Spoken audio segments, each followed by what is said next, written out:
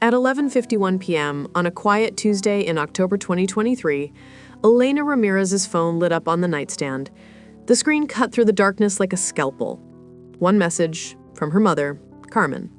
"We've talked it over. You're no longer welcome. Don't come to Christmas. Don't call." No explanation, no punctuation, just a door slammed in digital ink. 30 seconds later, Elena's younger sister, Marisol, added a single heart reaction. The betrayal was now a group project. Elena didn't scream, she didn't throw the phone. She set it face down, opened her laptop, and began canceling every automatic payment she'd ever set up for them. Internet, water, electricity, car insurance, the mortgage on the house in East LA that still carried her name on the deed. By 12:07 a.m., the Ramirez household, 3 miles away, started losing power one service at a time. Lights dimmed, the Wi-Fi died, the refrigerator stopped humming. Somewhere in that sudden darkness, 3 people realized the invisible scaffolding holding their lives together had just been kicked away. This is the story of what happens when the family ATM decides to close the account. A real-time documentary of quiet, methodical revenge told through text messages, bank statements, court filings, and the slow collapse of a myth most of us are raised to believe, that blood makes you bulletproof. Elena was 32, a senior data analyst for a logistics firm downtown. She had always been the reliable one. When her father, Luis, lost his warehouse job in 2016, Elena covered the mortgage for 14 straight months. When Marisol decided community college was too basic, Elena paid $22,000 a year for a private art school in Pasadena. When Carmen's car was repossessed, Elena co-signed a new one and never saw a single reimbursement check. She told herself it was temporary. She told herself it was love. But love, Elena learned that night, had an expiration date written in fine print. The first call came at 6:12 a.m. the next morning. Carmen's name flashed on the screen. Elena let it ring out. Then came the texts. Carmen: "Elena, the electricity is off. What did you do?" Luis: "Mija, call your mother. She's crying." Marisol: "You're seriously doing this over one text? Grow up." Elena took a screenshot of each message, saved them in a folder labeled Evidence, and went to work. By 9 a.m., the panic had escalated. Carmen posted on Facebook, "Pray for our family. Some children forget who sacrificed for them." The post gathered 43 sad face emojis from cousins who hadn't spoken to Elena since high school graduation. Elena saved that too. At 10:30 a.m., she walked into the office of Veronica Chen, a family law attorney recommended by a coworker. Veronica listened without interruption while Elena laid out 27 pages of bank statements, Venmo histories, and canceled checks. When Elena finished, Veronica leaned back and said one sentence. "You didn't just finance their lives. You legally own half of them." That afternoon, Veronica filed the first demand letter. Subject line: "Outstanding balances, Ramirez family obligations." The letter listed $187,430 in direct payments, plus $41,200 in forged withdrawals from Elena's late abuela's trust fund, money Carmen had siphoned in 2021 to remodel the kitchen with quartz countertops Elena was never invited to see. The certified mail receipts came back signed. The storm began. Day 2. Luis showed up at Elena's apartment building with a box of pan dulce and a face full of practiced remorse. The security camera caught him buzzing every apartment until someone let him in the lobby. Elena watched the footage on her phone from the safety of the 7th floor. She did not go down. Day 3. Marisol created a GoFundMe titled, "Help Our Parents Keep Their Home." The description mentioned a family disagreement and medical bills.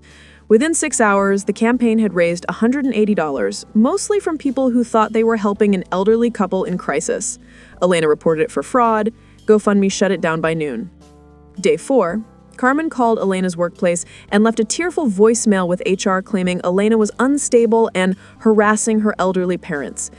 HR forwarded the message to Elena with a note, "We stand with you. Let us know if you need security." Day 5. The Los Angeles County Sheriff's Department served the first eviction notice. The house on Eastman Avenue, bought in 2008 with a down payment Elena provided, was still titled in her name. She had never transferred it, a precaution she'd taken just in case. Just in case had arrived. The online fallout was swift and brutal. A cousin, Daniela, posted the demand letter, anonymized, in the family WhatsApp group. What followed was a cascade of confessions. Daniela: "Wait, she paid for my quinceañera too? I thought Tia Carmen covered it." Primo Ricky: They told us Elena was too proud to visit. I feel sick. Tia Gloria, I sent them $500 for Luis's surgery. There was no surgery, was it? The group chat went silent. Then, one by one, members started leaving. By day 10, Carmen and Luis were staying with Marisol in her one-bedroom in Koreatown. The electricity in the old house had been off for a week. Neighbors reported seeing Luis carrying boxes to a U-Haul at 2 a.m. On day 14, the probate court unfroze Abuela Rosa's trust fund. The judge's order was scathing.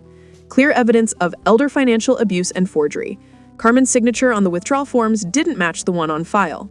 The remodel money, $41,200, was ordered returned with interest. On day 21, the house sold at auction for $742,000. After fees and liens, Elena received $312,000. She paid Veronica, put 6 figures in a high-yield savings account, and bought herself a 2-bedroom condo in Echo Park with cash. Closing date, December 23rd. She signed the papers wearing red. Christmas Eve, Elena's phone buzzed one last time. A text from an unknown number. "We're sorry. Can we come to your new place tomorrow? We have nowhere to go." Elena stared at the message for a long time. Then she blocked the number, turned off her phone, and opened a bottle of champagne with Veronica and 2 coworkers who had become chosen family. 6 months later, in June 2024, the final judgment came down. Carmen and Luis signed a repayment plan, $1,200 a month for 15 years. Marisol was added as a co-debtor after discovery showed she had used Elena's credit card for Coachella tickets and a nose job. The judge denied their request for leniency, noting the defendants treated the plaintiff as an unsecured line of credit for over a decade.